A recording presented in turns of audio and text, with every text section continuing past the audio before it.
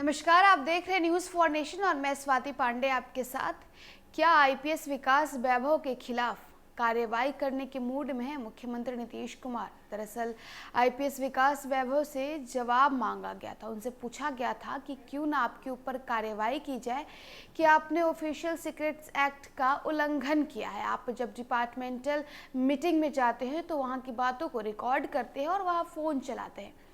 अब इन सारी बातों पर आपको बताया आईपीएस विकास वैभव ने 7 पन्नों का जवाब दिया है। नोटिस का जवाब उन्होंने 7 पन्नों में लिख कर दिया और इस नोटिस में उन्होंने क्या कुछ लिखा है हम आपको बताते हैं। आईपीएस अधिकारी विकास वैभव ने गृह विभाग को लिखित तौर पर शुक्रवार को अपना जवाब भेजा।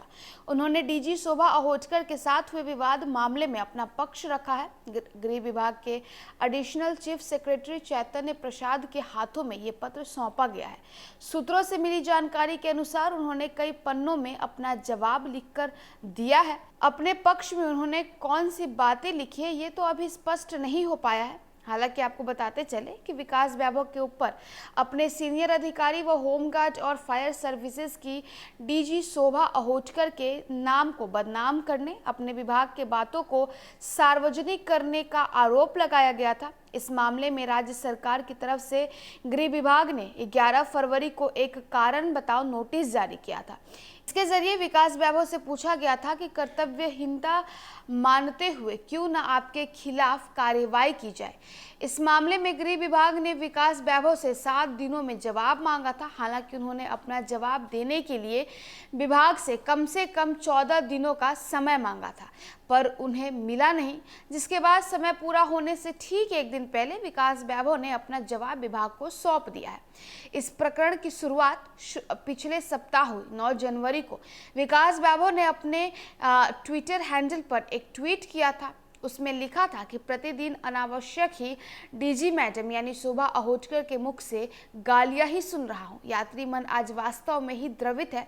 दरअसल आईपीएस विकास वैभव भी होमगार्ड और फायर सर्विसेज में आईजी हैं।